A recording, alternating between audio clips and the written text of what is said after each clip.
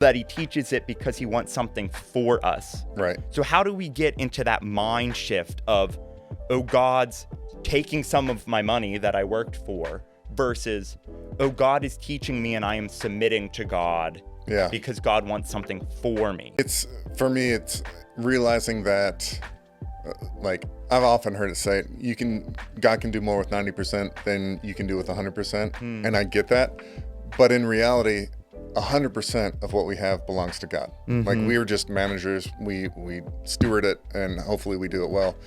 But the thing that shifted for me and why I strongly believe in tithe, and I teach all the students to tithe and all that stuff, is because it's not so much about God needs our finances or our resources. That's not it. We, as a church, need it because that's what allows us to do programming and keep the lights on and make it warm and all this other stuff. But God doesn't need our money, right? But God does need our heart. And so it's an act of worship. And if I'm giving 10%, I'm like, I can't believe I have to write this check again. God doesn't want that. That's not an act of worship. That's legalistic.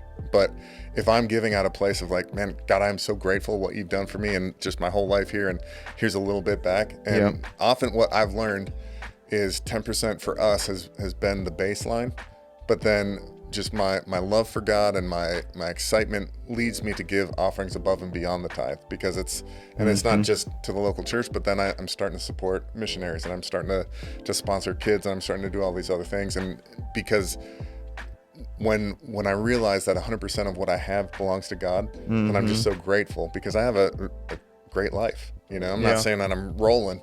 I mean, but I have a great life, and I have a great wife and great kids and great community. And so because of that, man, I just want to worship God with more than just, no offense, Pastor Nate, but just singing or just serving or just like everything that I have.